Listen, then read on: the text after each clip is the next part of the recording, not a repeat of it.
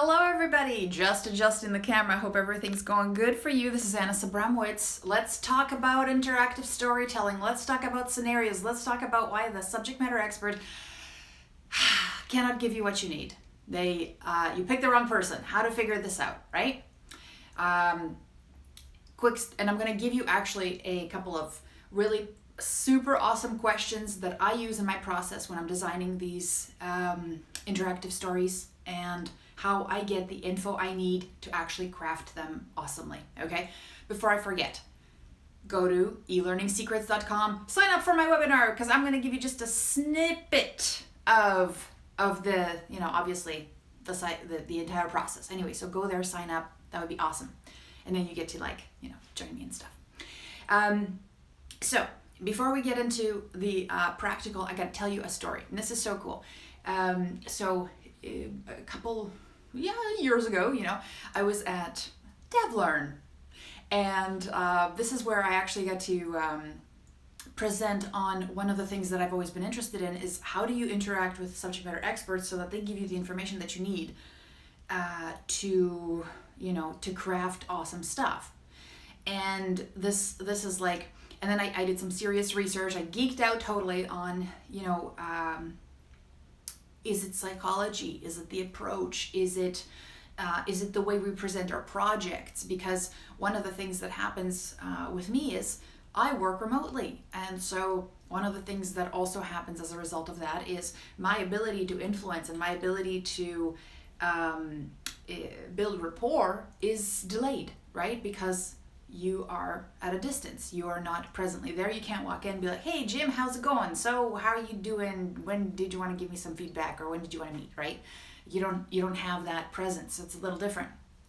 But I got around it, right? Like, that's why I was trying to solve my own problem and share it with other people.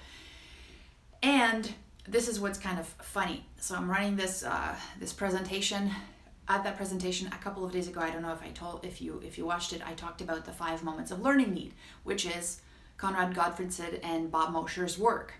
And it really talks about the basically, not the life cycle, but kind of the life cycle of a learner, right? As they enter the workplace or they're learning a new skill, the different kind of inputs that you need to provide for them as they are building their capacity in a specific skill. So we go from straight up training and for people learning something new, all the way to when they're already masterful at it and something changes and tweaks and they just need to make an adjustment because they're already experts in that. So the funny part is, I'm actually getting to it, is of course this always happens. You go to a conference and you're presenting, and the presentation that you want to be at is running at the same time as your presentation, so you can't see it, which is a bummer. But the funny part is that Bob's presentation was running right beside mine. And I don't know what he did, but he had like techno music and like super loud, he's like started off probably like Tony Robbins coming on stage. I don't know, I didn't see it. And so I'm imagining he probably had like some fun sneakers on and was doing some sort of dance, and I missed it. But also it made my presentation like really come off. I was like, well, I guess everybody wants to be in that room. So yeah, but the point of my presentation was that and it's funny because I approached it from this angle that maybe in retrospect, now that I've done all this other work with interactive storytelling, it's kind of, it fits, but there's another layer to it. So one of the things that I talked about is that we have these expectations for these people to kind of fill that void that we have. We're pumped about it, but a lot of times our industry has sold this person, and maybe even in the way that we maybe come into those relationships, as difficult, and I looked up like the way that we present, even conferences present interacting with difficult subject matter expert, and all the different words that we had for them, like nitpicker or missing in action or all those other things. And I really thought about the work of Robert Cialdini, who talks about persuasion, and the fact that if somebody comes into a room and they're introduced in a way, regardless of whether it's true or not, they're introduced in a way that makes them, let's say, I would say this person is very senior and they don't have a lot of time. They're very busy and they're very tough, let's say. Whether that's true or not, that's pre-frame that person to come into that relationship, right? And then what happens is now they have all the work that they're doing is working against that pre-frame. And there's tons of studies, psychological studies, where students read a bio about a professor, but one sentence is changed. The sentence is the one description says this person is warm and kind, and the other description says this person is cold and aloof. They'll watch the same presentation. There's a survey at the end. How did you find this lecture, this professor, their teaching style? And their responses correlate to the impression that was provided by the description, even though they experienced the same event. So one of the things that I was really trying to do is say, let's stop pre-framing people when they come into our projects that way, and let go of the past and all those other experiences and things that people say. I know it's super hard because that's how we adapt. We gather as much information as possible and then make judgments based on that information. But I think that a lot of times I almost don't want to hear what people have to say about a SME before I meet them. I just want to approach them with a super open mind and do my own thing. But that does not mean that the person you're working with is in fact the right person. And so that is the second piece, where I say you get two reasons why somebody might not be the person you need to work with. One is they've been pre-framed to you in the wrong way as either somebody who is going to give you all the answers that you need. Well, that's really not possible always. Or that they're difficult to work with, which is going to preset and predispose interactions, which is, even if you don't believe it happens, it absolutely happens. So the other thing is talking to the right person. Okay, and before I forget, go to elearningsecrets.com if you want more of this. If you're interested, if you're serious about getting good at interactive storytelling, and actually, guess what this is? This is persuasion that we're designing here, right? We're persuading people to want to check out all the e-learning and resources that we have for them. That's what we're building here. So thanks for sticking around, by the way. This is awesome. And by the way, so elearningsecrets.com, check out there because I'll go into this way more deeply.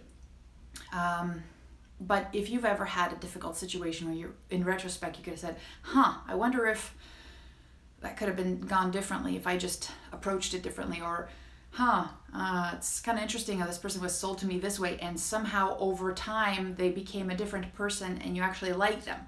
So that sometimes happens too, right? I think everybody's kind of pre-sold on everybody all the time. So it kind of, we got to step back from that. Now, the other thing that I was talking about, they might not be the right person. And this is very important. When we're designing a story, really, what we're trying to find is the hero of our story. Now, there's one hero, right? Because as I told you in earlier sessions, stories have 3 things. See if you remember those things. I'll let you think about it for a second. 3 things. They have a hero, character. That person wants something, and something gets in the way, the conflict. Just those 3 things. Simple, right? Essential to a story, though.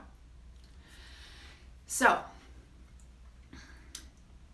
think about some of the best movies out there. Iconic, like let's say Frodo, leaving the Shire to fight the dragon, right? Get the ring or fight the dragon. He didn't just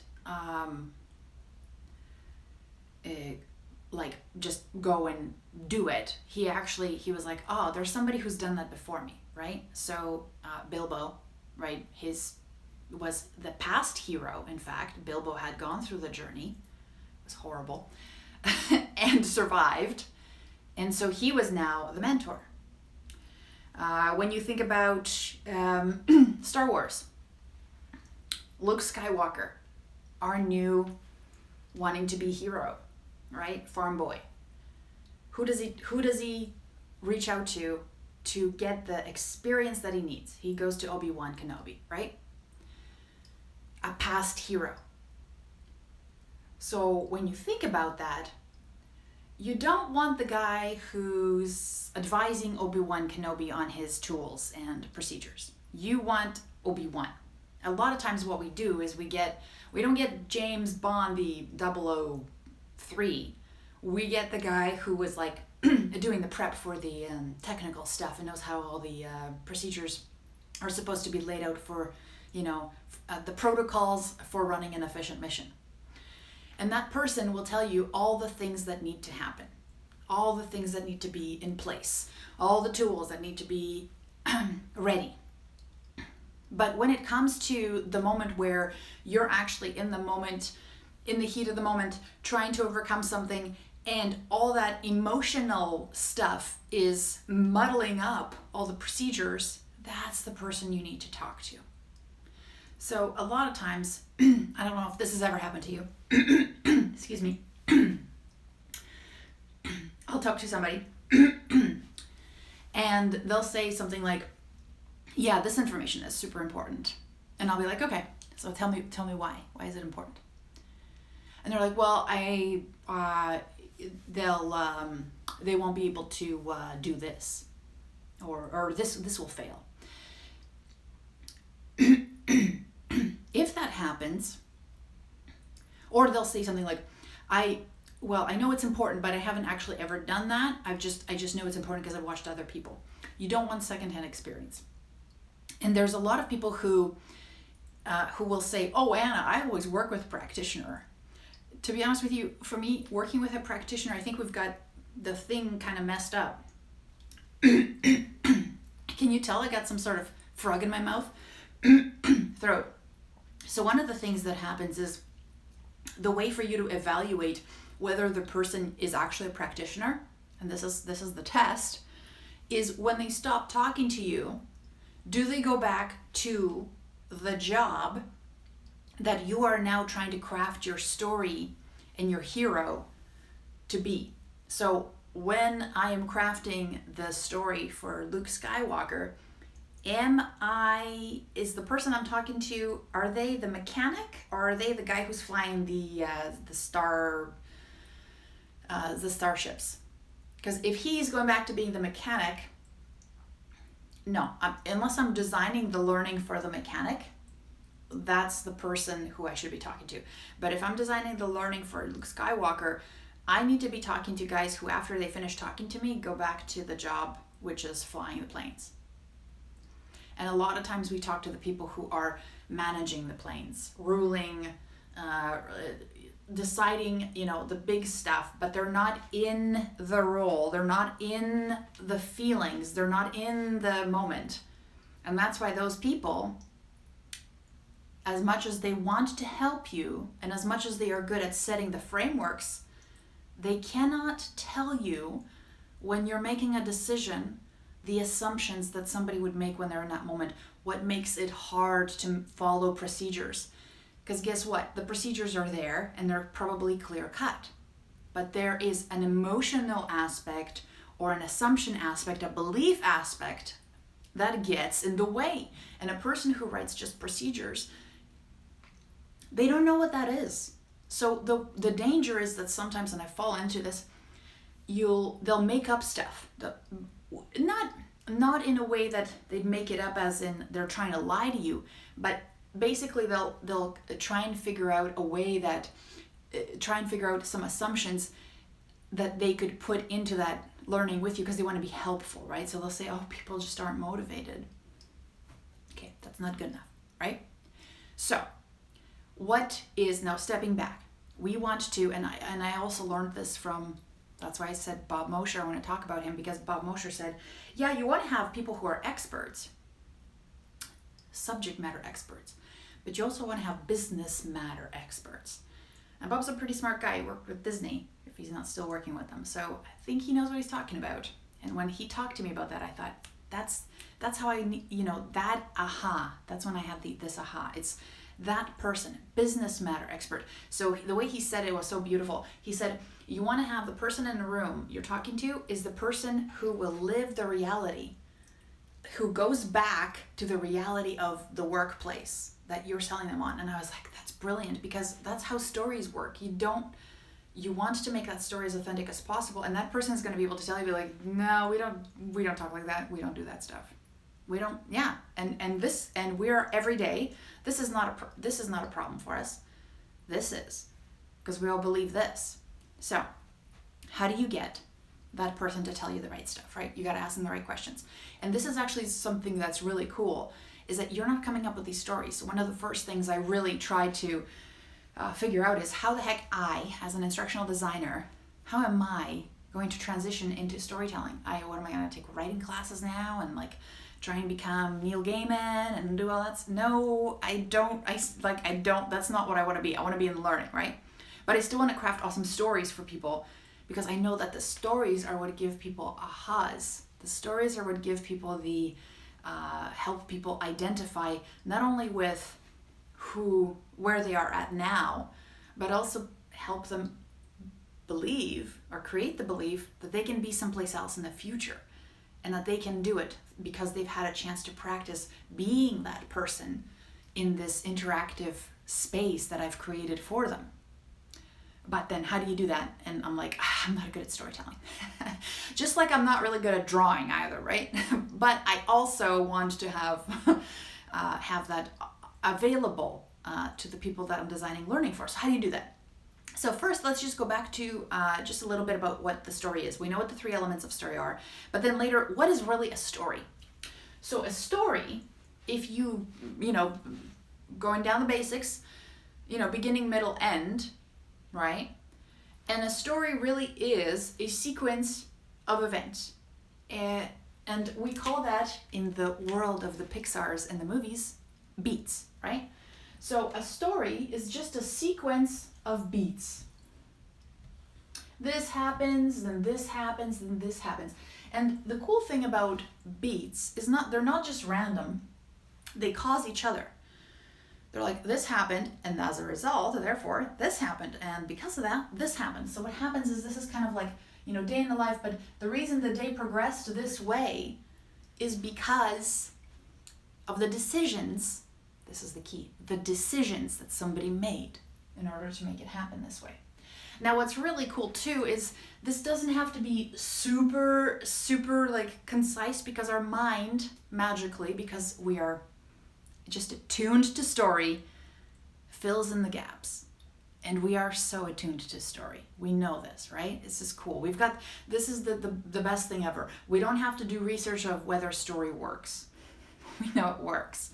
What we have to do now is figure out the simple strategies to get those stories consistently and in the right way in front of the people that we need to, so that we can build up their beliefs, get them the aha moments, so that they can believe they can take on the training, take on the learning, find it valuable, and move themselves into the next phase, right? That's where we want to be. So we've got this beat sheet. The beat sheet is, pretend, let's say, a day in a life. Could be a year in a life, whatever. We're just stringing these events. They're causing. And what's cool with interactive e-learning and scenarios is that we can compress time, right? Somebody's decision over here that they may not have seen the consequence of for like 6 months, well, that's the next thing they see. Look what happened 6 months later. Whoa, okay, that's impact. I didn't know that was going to happen as a result of that decision. So you put together this beat sheet, and the beat sheet is those decisions. So what happens is, when you're talking to your practitioners, what you're trying to do is figure out the decisions that they had to make along the way that you think would actually, through verifying with your subject matter expert, and also through talking to more than one person, realize that this is a difficult situation. And usually the situation is not difficult because people don't have access to procedures. If they don't know where the procedures are, then you don't need an interactive story. You just need a better laid out information system, intranet, whatever it is, and an email saying, hey, you guys, we found that most people don't know where to find this. Here it is. Here it is. Or here's a search bar. Now you can find it. But most of the stuff is emotional. I know what to do, but I can't because I'm scared, or I don't, it's not me. I'm not good at this. That's the stuff that messes people up, right? It's the belief of whether they're good enough to do it.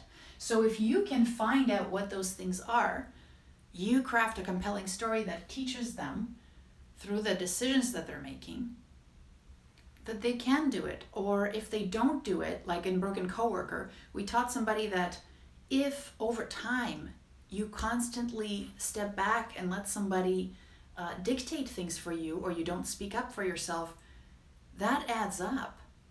So that's what you're trying to do here, right? Tackle the beliefs, the assumptions. Sometimes it's not a fear thing. Sometimes it's like, yeah, this is easy. Oh my God, I can't believe I made that decision so quickly, didn't think about it, didn't check anything, and look what happened. This person, they lost $4,000 because they now have to rebook their trip because I didn't check something. Oh my gosh, right? So there is the crux. You can't get emotions about assumptions and feelings and all those things from people who don't live in that world.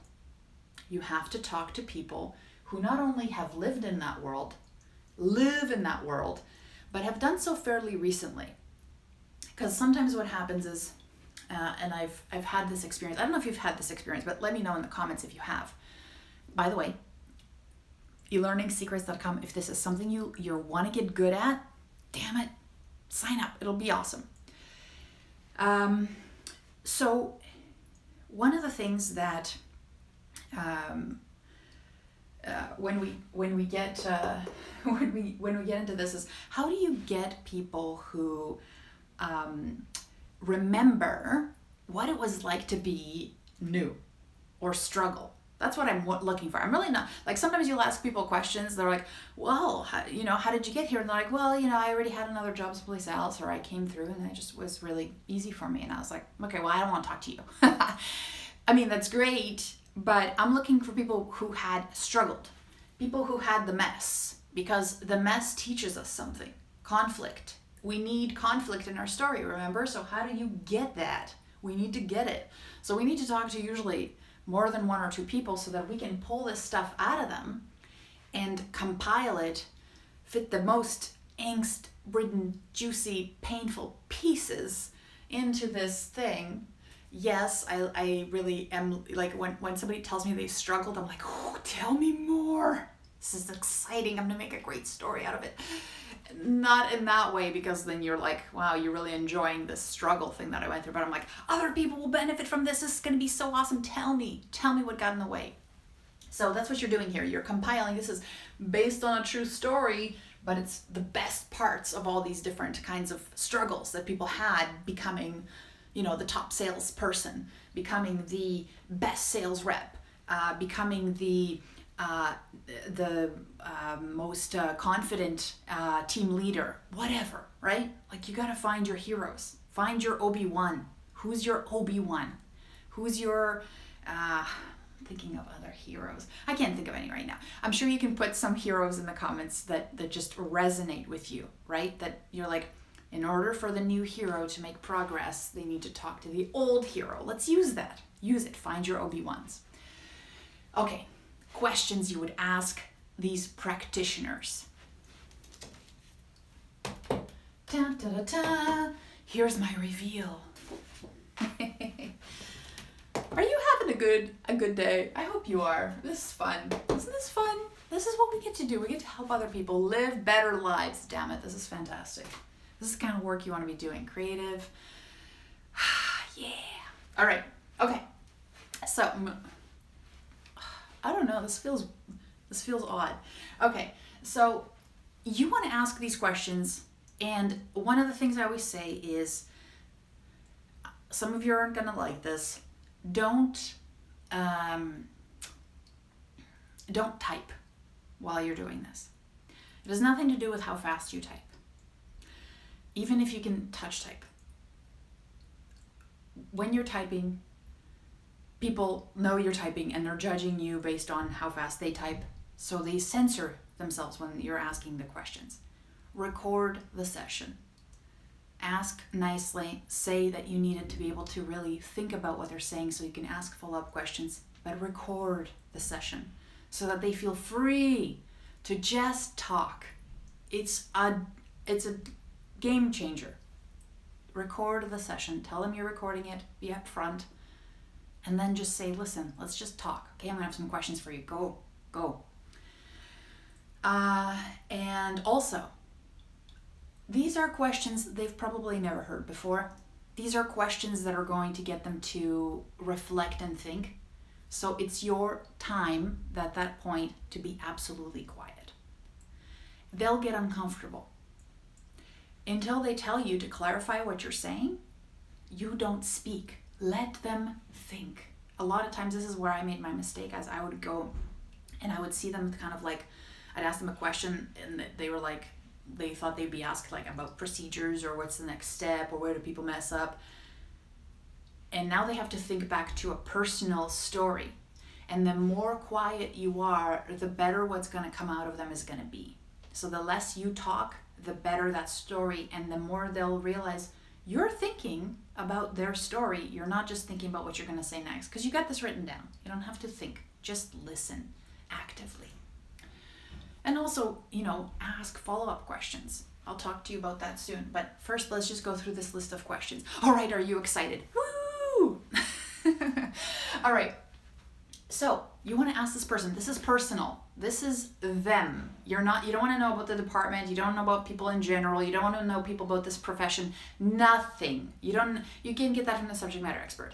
What you want is their story, their personal story. Get into that, okay? Because that's how you craft this. It's not by talking to all the engineers, all the pilots. No. One guy is going to be the hero of your story, and he's going to have one kind of journey, one kind of struggle. That's who you want to find, and that's who you're compiling this from, okay? So what made you want to get good, be the best? What was it? Just shoosh up.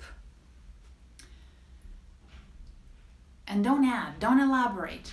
Don't just sit there, be quiet, have a coffee, let them think. And of this question, a lot of times people are like, well, I wanted to get the bonus. Keep digging. Why? This isn't for them. This is for you, and this is for the next level of learner, right? You'll find out what you want to do, because this is a story.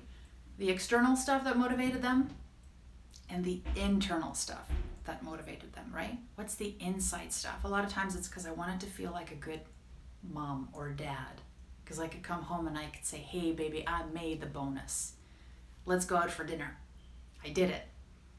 Or I've always been the kid in the family that, my parents are always like, do you need any extra money? Well, this time I bought presents for people at Christmas and I didn't have to ask. Whatever that was, that's how deep you want to go. It's hard sometimes when you're new to that person for them to share like that. That's why even if you're doing it remotely, you want to turn on your face. Because when people see that, even if their face isn't on, they see your face and that you're really actively listening instead of just typing here, really makes a difference. So you might come back to this even, but just keep on asking why. What do you mean? That's super important. You want to get that pain. What did success look like? So for them, we could attach it from the subject matter expert. Like, I met my KPIs, I got the sales quota. What else does success look like? Well, success looks like I walk in the door in the morning and I feel there's no anxiety because I know exactly what to do. Boom, there's success right underneath. Right underneath I've met my quota, there's that underneath part. Confidence. That's what they're working on. That could be a theme here. Building confidence because somebody's lacking it, right? What got in the way? Now, this is kind of interesting because this is one of those underneath things too, if you dig deep enough. It could be like, I really didn't read my procedures in the very beginning. Okay, well, that's a decision that we could include here. What's another thing? Well, I saw Susie, and she's just amazing, and I know I'm not like that. I'm not a person I'm just not an extrovert, so I can't really sell like that. Oh, beliefs. We got to tackle those beliefs, right? With some flaws. This person doesn't believe they're in the sales job, but they don't believe they're good enough to sell. Oh, we got to tackle that. That's great. That's important. Beliefs are everything. Beliefs impact whether somebody's going to think your thing is valuable or even for them. If they don't believe they're good enough to even get to the next level, doesn't matter how good all of your e-learning is, they're not going to get there. Find out what those beliefs are, what those assumptions are, especially the personal stuff. Because even if everybody else doesn't believe the same thing, they'll be able to empathize with that character.